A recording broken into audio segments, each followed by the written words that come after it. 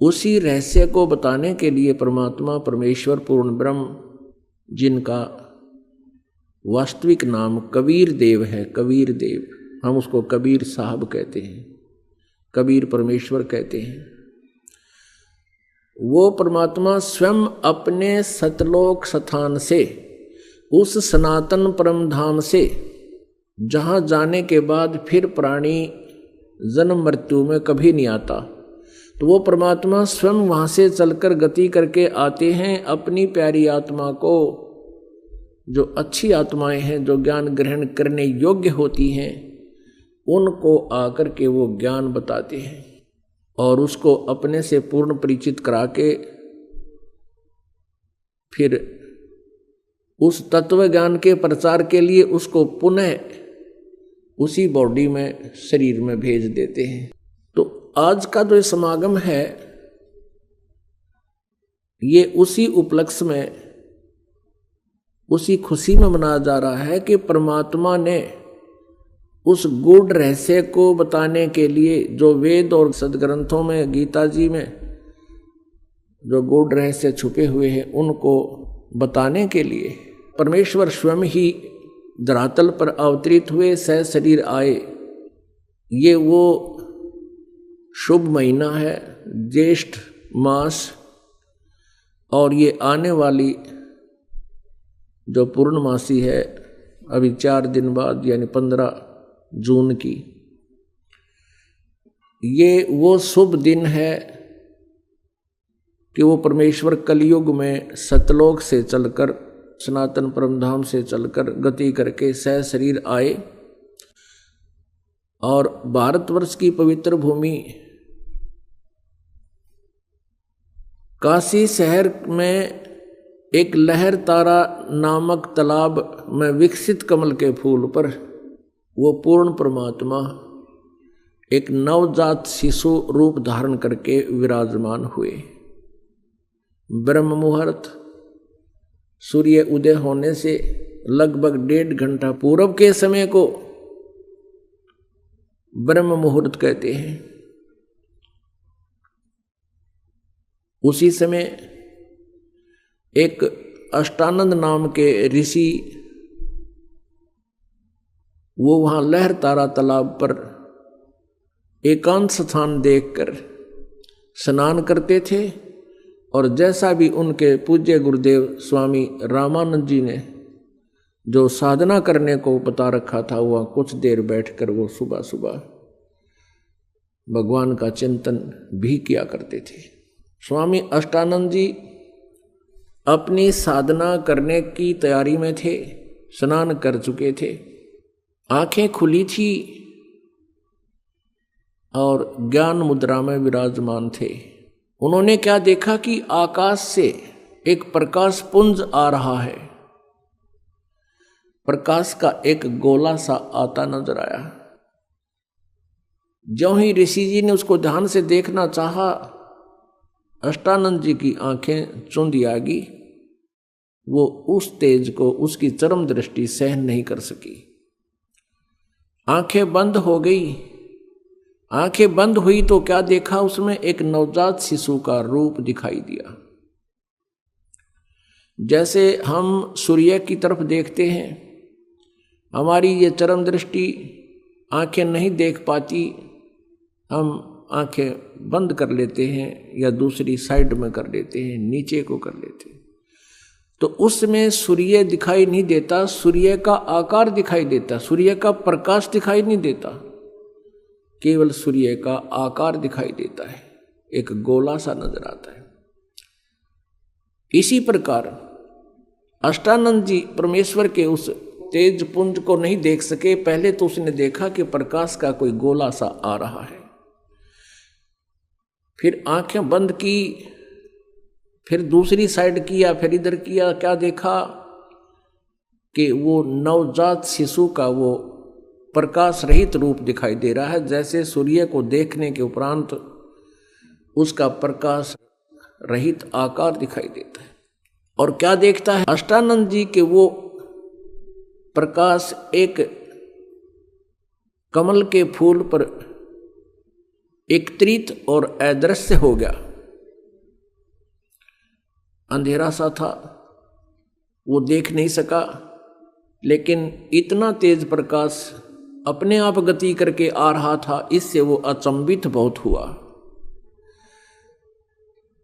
और इस रहस्य का भेद जानने के लिए वो तुरंत उठकर अपने पूज्य गुरुदेव महर्षि रामानंद जी पंडित जी के पास पहुंच गया और अपने साथ बीती पूरी घटना का विवरण कह सुनाया और पूछा, गुरुदेव ये मेरी कोई भक्ति की उपलब्धि है या कोई मेरा भ्रम है?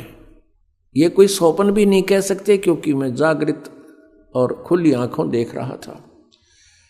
स्वामी रामानंद जी को जितना भी अध्यात्म ज्ञान था, उसके आधार से अपने शिष्य अष्टानंद जी की संतुष्टि करने के लिए उन्होंने कहा कि अष्टानंद, आकाश से जब ऐसे प्रकाश पुंज आते हैं तो वो कोई देव आत्मा होती हैं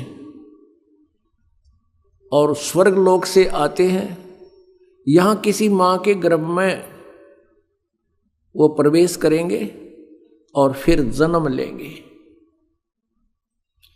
और अपना जिस उद्देश्य से वो आते हैं उस कार्य को वो फिर पूरा करेंगे।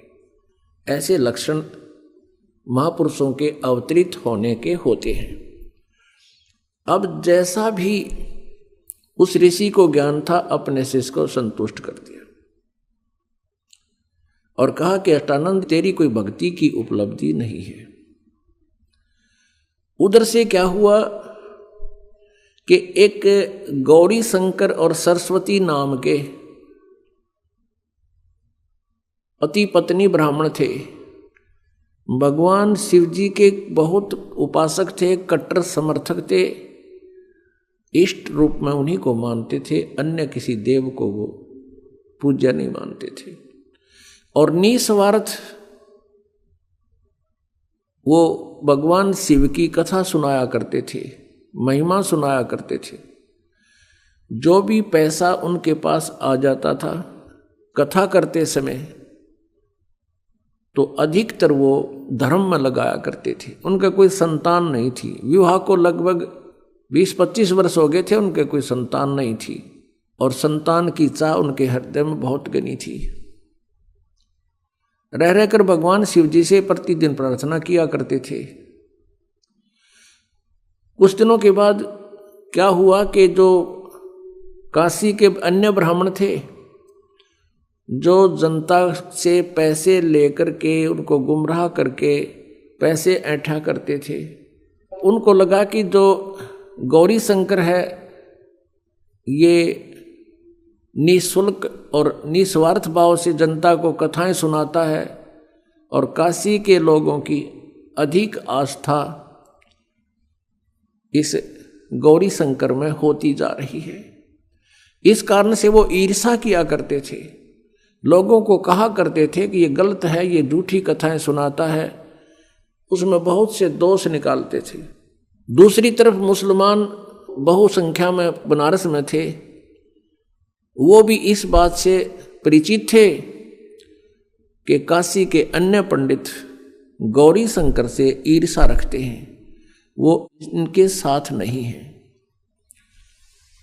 और हिंदू धर्म का अत्यधिक प्रचार बनारस में ये गौरी शंकर कर रहा है,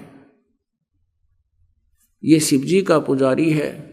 तो उन्होंने ऐसा अवसर देखा कि अब न तो हिंदू गुरु इसके साथ हैं, उन्होंने अपना जल उस गौरी शंकर के परिवार के पूरे घर में छिड़क दिया। मुसलमानों ने झूठा जल करके सारा छिड़क दिया और जबरदस्ती गौरी शंकर और उसकी पत्नी को पिला दिया। इस दृश्य को वो ईर्ष्या करने वाले अन्य ब्राह्मण देख रहे थे, उनको पता चला। उसी दिन से उन्होंने गौरी शंकर और सरस्वती जी को अपनी बरादरी से निकाल दिया और कह दिया कि ये मुसलमान बन गए हैं,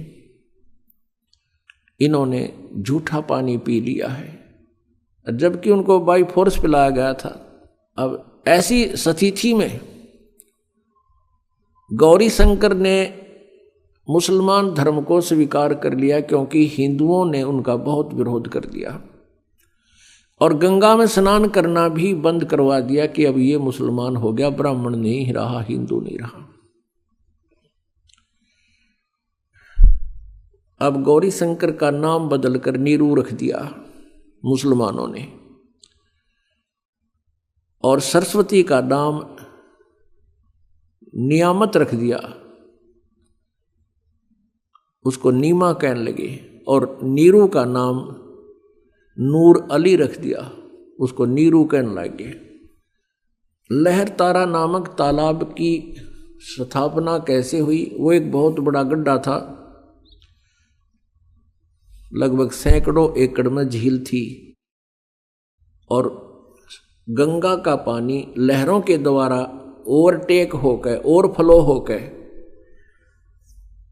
जैसे पशु घाट बने हुए थे उनसे उछलकर वर्षा के दिनों में जब फुल स्वयं पर गंगा चलाकर बहती थी, तो वो पानी ओवरफ्लो होकर के लहरों के द्वारा रिस रिस के ऊपर के उछल के एक बहुत बड़े सरोवर का रूप धारण किए हुए था। उसका जल गंगा के तुल्य ही निर्मल था, लंबी चौड़ी झील थी, झील तो नहीं कह सकते, लंबा चौड़ा सरोवर था, वो तालाब था। और अष्टानंद जी भी वहाँ एकांत स्थान पा करके स्नान किया करते थे उसी स्वच्छ जल में। उधर से नीरू नीमा पहले ब्राह्मण थे, प्रतिदिन गंगा पर स्नान करने जाते थे। गंगा में स्नान करना ब्राह्मणों ने उनको प्रतिबंध लगा दिया, मना कर दिया, तो वो भी उसी लहर तारा नामक तालाब पर स्नान करने के लिए प्रतिदिन जाया करते थे। उस दिन भी जिस दिन परमात्मा उनको मिले, वो प्रतिदिन की तरह सुबह उठकर, ये गर्मियों का मौसम, सुबह वक्त से उठकर चल पड़ते थे। जहाँ वो रहते थे उनकी जुलाहा कॉलोनी से लगभग 4-5 किलोमीटर की दूरी पर वो लहर तारा तालाब था। प्रतिदिन वो सैर भी हो जाती थी, स्नान दोनों पति पत्नी वहाँ करके आते थे। वो भले ही मुसलमान बन गए थे, लेकिन भगवान शिव को नहीं भुला पाए थे। अंदर से वो फिर भी पुकार उसी अपने इष्ट को ही सुनाते थे। उस दिन नीमा रोती हुई कह रही है, हे भगवान शिव जी, आप परम शक्ति हैं, आप देवों के देव हैं, महादेव हैं। मुझ दासी को भी एक खिलौना दे देते, आपके दरबार में भरे भंडार हैं। मुझे भी एक पुत्र दे देते, मेरा भी संसार में हिस्सा हो जाता, और दुनिया मेरे ऊपर कटाक्ष कर रही है, ना जाने क्या क्या कहकर हमें चिढ़ा रही है। ये परमात्मा, आपकी दासी का जीवन सफल हो जाता। उधर से न्यू कहकर वो बहुत जोर जोर से रोने लगी, बहुत हिचकी बंद गई। उधर से नीरू कहता है, नीमा, यदि हमारे भाग्य में होता तो भगवान शिव अवश्य दे देते। आयु हमारी 60 के आसपास पहुंच चुकी है, वृद्धावस्था ने दस्तक दे दिए हैं, और हम अभी भी उसकी तरफ चाह कर रहे हैं। आप ऐसे रोती रहोगी, आपकी आंखें खराब हो जाएंगी। बुढ़ापे में कोई उंगली पकड़ने वाला सहारा हमारा है नहीं, पुत्र भाग्य में है नहीं, तेरी आंखें और नष्ट हो जाएंगी, तू अंधी हो जाएगी। सब्र कर, भगवान ने जो किया वो ठीक किया है। ऐसे सांत्वना देते हुए और नीमा हिचकी बंधी हुई, रोती हुई, आंसू पोंछती हुई वह पहुंच जाती है लहर तारा नामक तालाब पर, जहां वो प्रतिदिन स्नान किया करते थे। पहले नीमा ने स्नान किया, थोड़ा अंधेरा रहते ही नीरू बाहर बैठा था किनारे पर, ऊपर पाल पर। जब नीमा स्नान करके बाहर आ गई, नीरू स्नान के लिए लहर तारा तालाब में प्रवेश कर गया और ऐसे पानी से मल कर नहाने लगा, गोते लगा लगा कर स्नान करने लगा। जो वस्त्र पहन के स्नान किया था नीमा ने, कपड़े चेंज करके वो लहर तारा तालाब में पुनः किनारे पर पहुंची उस वस्त्र को धोने के लिए। उसी समय रोशनी हो गई थी, सुबह का उजियाला शीघ्र हो जाता है। थोड़ा सा अंधेरा छटा था, सामने एक कमल के फूल के ऊपर कोई वस्तु हिलती नजर आई नीमा को। नीरू तो नहाने में व्यस्त था, मस्त था। अब नीमा को पहले तो जब देखा कि लगता है कोई सर्प फन उठा रहा है, क्योंकि परमेश्वर ने, कबीर देव जी ने एक पैर का अंगूठा मुख में दे रखा था और एक को हिला रहे थे, जैसे बच्चा लीला करता है। अब नीमा ने ध्यान से देखा तो उस पर क्या देखा कि वो तो बालक है, वो नवजात शिशु है। अब वो जोर से चिल्लाई, अपने पति से कहा कि देखियो जी, कमल के फूल पर बालक है, कमल के फूल पर बालक है। अब नीरू ने सोचा या तो कति मेंटल होगी या पागल हो चुकी है लगता है इसके। अब इसको जल के अंदर भी बच्चे दिखाई देने लगे। हे भगवान, हे अल्लाह, इसको सद्बुद्धि दो दाता। वो फिर चिल्लाई, वो कहने लगा तू चुप रह नीमा, मानती नहीं मेरी बात। यहाँ जल में कहाँ से बालक आवे थे। उसने फिर जोर से कहा कि देखना देखना वो डूबेगा बच्चा। अब जिधर वो हाथ कर रही थी, संकेत कर रही थी, उसी तरफ नीरू ने भी दृष्टि डाली तो देखा सचमुच एक बालक कमल के फूल पर। अब उसने आव देखा ना ताव देखा, एकदम आगे बढ़ा क्योंकि गहरे जल में गया और उठाकर उस बालक को कमल के फूल समेत तोड़ के ले आया, उठा लाया, अपनी पत्नी को थमा दिया। अब वो उधर से नीमा ने उस बालक को सीने से लगाया। पुण्यात्माओं, जिस परमात्मा की खोज करते करते हमने युग बीत गए और जिस परमेश्वर के गुणों को सुनकर हम गदगद हो जाते हैं और हमारे रोंगटे खड़े हो जाते हैं, उस परमेश्वर को उस प्यारी आत्मा ने पुत्रवत प्यार किया, सीने से लगा, मुंह चूम्या उस बालक रूप परमात्मा का और माथे का लावे, कभी सीने से लगावे, सौ शुक्र मनावे अपने शंकर भगवान की।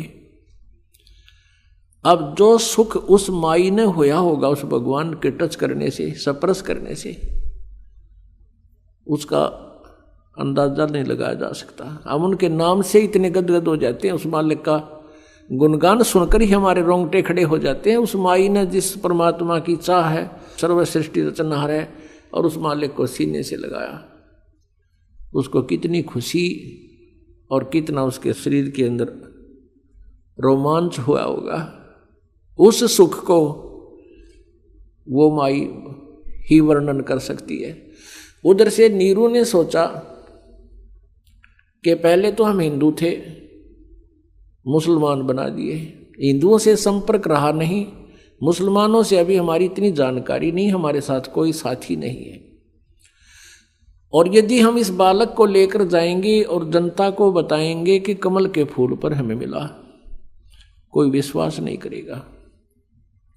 उल्टा कहेंगे कि तुम किसी का बालक चुरा लाए हो, हमारी पिटाई भी कर लेंगे और मार मार कर हमारा हुलिया बिगाड़ेंगे और पूछेंगे बताओ किस बहन का तुम ये बालक उठा कर लाए हो,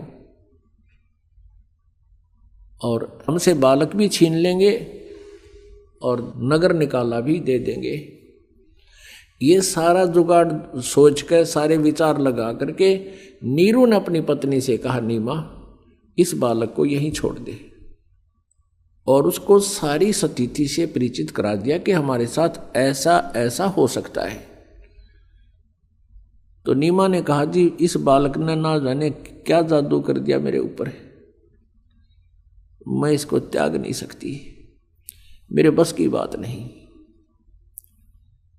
इसने जो मेरे अंदर अट्रैक्शन पैदा कर दी, ये मेरे बस की बात नहीं, मैं मर सकती हूं। जैसे सर्प से कोई मणि छीन ले, वो फन पटक पटक कर मर जाता है। अब इसके बिछुड़ जाने से मेरी वही स्थिति हो जाएगी, मैं नहीं त्याग सकती। नीरू ने बहुत कुछ समझाया और प्यार दिया। वो कभी अपनी पत्नी को गुस्से से नहीं बोला था क्योंकि वो समझता था कि ये पहले बहुत दुखी है, संसार के व्यंग सुन सुनकर ये दुखी है, ये निसंतान है, ये बांझ है, पता नहीं संसार कितने प्रकार से पीड़ित करता है। वो उसको बहुत प्यार देता था। वो एक पति का प्यार भी देता था और एक पिता का भी। तो उसने उस दिन कहा कि नीमा तू बहुत जिद्दी हो गई है, मेरा नाजायज फायदा उठा रही है, मैं तेरे को आज तक कभी गुस्से से भी नहीं बोला, तो इतनी जिद्दी हो गई है कि आगा पीछा नहीं देख रही है, और ये पिछला हमारा क्या हाल हो गया है, आगे और ना जाने क्या होगा। नीमा नहीं मानी। तो उस दिन पहली बार अपनी पत्नी की तरफ उसने थप्पड़ मारने के लिए हाथ उठाया, रोते हुए, आंखों में आंसू है। तब नवजात शिशु बोलते हैं परमात्मा कि नीरू, तुम्हारे लिए मैं आया हूं, मुझे घर ले चलो, तुम्हें कोई कुछ नहीं कहेगा। अब नीरू का हाथ वहीं का वहीं रुक गया और सोचा ये कोई फरिश्ता है, ये कोई सिद्ध पुरुष है, नहीं तो कमल के फूल के ऊपर बच्चा कैसे स्थिर हो सकता है। उसको फिर सारी बात याद आ गई कि ये कोई सिद्ध पुरुष है, सिद्धि वाला हंस है, भले ये बालक रूप में है लेकिन सिद्धि तो उसी तरह काम करती है, वचन से काम करती है।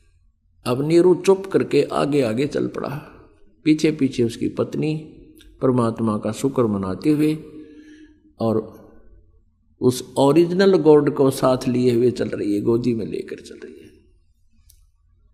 उस कंप्लीट गॉड को, पूर्ण परमात्मा को गोदी में लिए हुए जा रही है।